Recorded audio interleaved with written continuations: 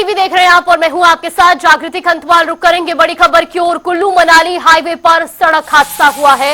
इस वक्त की बड़ी खबर आपको बता रहे हैं। बहनू के पास नदी में बस गिरने से बड़ा हादसा हुआ है। दरअसल आपको बता दें कि 12 लोगों के घायल होने की सूचना फिलहाल सामने आ रही है। घायलों को अस्पताल में भर्ती कराया गया है। जानमाल का कोई नुकसान नहीं है। मनाली में ये बड़ा हादसा टला है। बड़ी खबर आपको बता रहे हैं, पुलिस इस पूरे मामले की जांच में जुट गई है और फिलहाल घायलों को भी अस्पताल में भर्ती कराया गया है। इस वक्त की ये बड़ी खबर, बड़ी जानकारी। तो कुल्लू मनाली हाईवे पर सड़क हादसा हुआ है। बहनू के पास में बस नदी में गिरी है और इस दौरान 12 लोगों के घायल होने की जानकारी भी सामने आ रही है। हालांकि जान माल का फिलहाल कोई नुकसान नहीं हुआ है। ये तस्वीरें भी आपको दिखा रहे हैं घटनास्थल की। आज कारगिल विजय दिवस की 25वीं वर्षगांठ है। इस मौके पर शिमला के गेयटी थिएटर में कार्यक्रम का आयोजन किया गया, जिसमें स्वास्थ्य मंत्री धनीराम शांडिल मुख्य अतिथि के रूप में शामिल हुए और शहीद जवानों को याद करते हुए श्रद्धांजलि अर्पित की। तो वहीं सेना कमान की ओर से कई गतिविधियों का आयोजन किया गया। इसके साथ ही कई जगह कारगिल दिवस के रूप में भी मनाया जा रहा है। शिमला, नाहन, हमीरपुर और कुल्लू की भी तस्वीरें आपको दिखा रही, जहां आज कारगिल विजय दिवस मनाया गया और इस दौरान कारगिल में शहीद हुए जवानों को श्रद्धांजलि दी गई।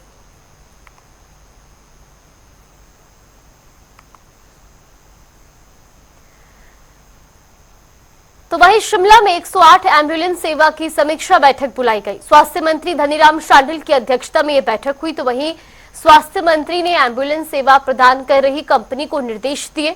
उन्होंने कहा कि समझौता ज्ञापन के अनुसार पुरानी एम्बुलेंस वाहनों को शीघ्र बदला जाए और उनका रखरखाव भी गुणवत्ता मानकों के अनुसार किया जाए।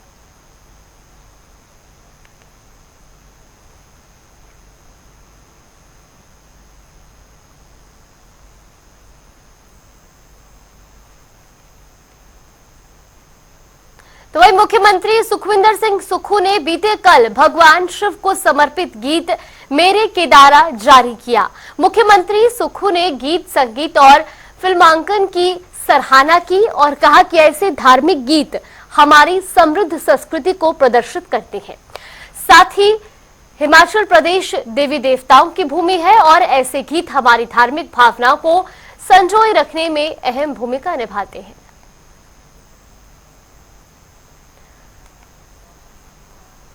तो वहीं कांगड़ा हवाई अड्डे को ग्राहक संतुष्टि सर्वेक्षण में दूसरा स्थान रहने के लिए सम्मानित किया गया। ये सर्वेक्षण जनवरी से जून 2024 तक की अवधि के बीच ग्राहक संतुष्टि के लिए किया गया, जिसमें देश के 61 हवाई अड्डों ने भाग लिया।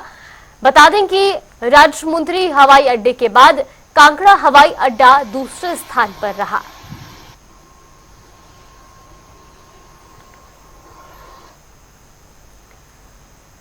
तो वही सोलन के क्षेत्रीय अस्पताल में 1 दिवसीय स्वास्थ्य जागरूकता शिविर का आयोजन किया गया। इस शिविर में महिलाओं को ब्रेस्ट कैंसर के बारे में विस्तार से जानकारी दी गई। तो वही इस बीमारी के लक्षण के बारे में जागरूक भी किया गया।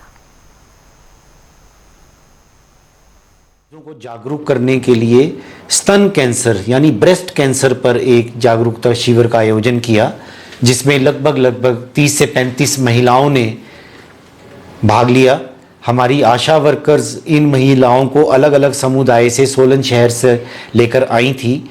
तो इनर व्हील क्लब द्वारा इन महिलाओं को इस प्रकार की बुकलेट बनाई गई है, जो मैंने स्वयं ये लिख कर दी थी।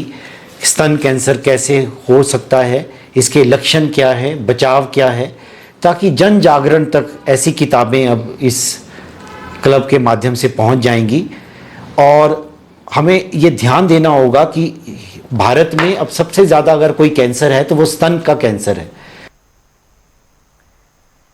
प्राकृतिक खेती को बढ़ावा देने के लिए किसानों को गांव-गांव में जाकर जागरूक किया जा रहा है। तो वही किसानों का प्राकृतिक खेती की ओर रुझान बढ़ाने के लिए सरकार की तरफ से विभिन्न योजनाएं चलाई गई है, जिसको लेकर ये विभाग किसानों और लोगों को जागरूक कर रहा है। खासतौर पर केमिकल खेती और प्राकृतिक खेती से होने वाले फायदे और नुकसान के बारे में किसानों को जागरूक किया जा रहा है।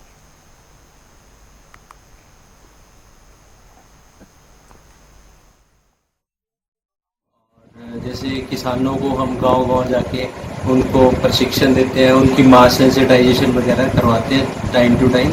और सरकार द्वारा जो चलाई जा रही स्कीम्स हैं और उनके तहत जो भी उनको लाभ मिल सकता है वो हम उनको देने के लिए कोशिश करते हैं। और जैसे कि अपना किसानों के लिए ड्रम्स की फैसिलिटी होगी, जैसे जिसमें कि वो खाद बना सके। और किसानों ने जो पशु रखे हैं, खास करके देसी गाय हैं, तो देसी गाय के जो गुंतर है, जो गोबर है, उससे किसान खाद्य भी बनाते हैं। तो उसको कलेक्ट करने के लिए जो एक पिट सी बनती है और जो उसके लिए लाइनिंग ऑफ काउ शेड एक हमारा एक कंपोनेंट है हमारा।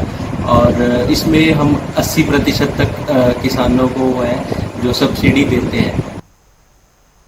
मंडी सीट से सांसद कंगना रनौत ने लोकसभा में हिमाचल की कला का मुद्दा उठाया। उन्होंने कहा कि हिमाचल प्रदेश में कई ऐसी कला शैलियां हैं जो आज विलुप्त होती जा रही हैं। कंगना रनौत ने कहा कि हिमाचल में घर बनाने की काठ कुंडी शैली, भेड़ और याक के ऊन से बने कपड़े और लोक संगीत भी लुप्त होते जा रहे हैं। इनके संरक्षण के लिए क्या कदम उठाए जा रहे हैं? कंगना ने सदन में सवाल उठाया।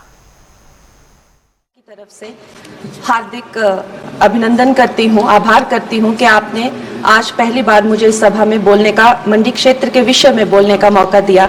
महोदय, हमारे मंडी क्षेत्र में ऐसी बहुत सारी कला शैलियाँ हैं जो विलुप्त हो रही हैं। हमारे हिमाचल प्रदेश में जो एक घर बनाने की कला शैली है जिसे काटकुनी कहा जाता है, वहाँ भेड़ और याक की ऊनों से जो है विभिन्न वस्त्र बनाए जाते हैं, जैसे कि जैकेट्स हो गए या टोपियां हो गई, शॉल या स्वेटर्स बनाने के जो काम है, जिनका बाहर के देशों में बहुत मूल्य मिलता है, लेकिन हमारे यहाँ पे पूरी तरह से जो है ये जो एक्सटिंक्ट हो रहे हैं, उनको बढ़ावा देने के लिए क्या कदम लिए जा रहे हैं। और साथ ही मैं ये भी कहना चाहूँगी कि हमारे हिमाचल का जो संगीत है, खासकर जो स्पीति और किन्नौर या भरमौर के क्षेत्र में पाए जाने वाला जो ट्राइबल उनकी जो कपड़े हो गए, उसके साथ में जो उनके फोक फॉर्म्स है, आर्ट फॉर्म्स है, वो भी विलुप्त होती जा रही हैं। तो वही खबरों में आगे बढ़ेंगे, जहां हमीरपुर जिले के बरहगांव की शिवानी ठाकुर ने military nursing services test pass करके भारतीय सेना में लेफ्टिनेंट का पद हासिल किया है। शिवानी ठाकुर के पिता सुरजीत ठाकुर दुकान चलाते हैं। अब छोटे से गांव और छोटे से दुकानदार की बेटी भारतीय सेना में लेफ्टिनेंट बनी है, जिसके चलते पूरे गांव में खुशी की लहर है।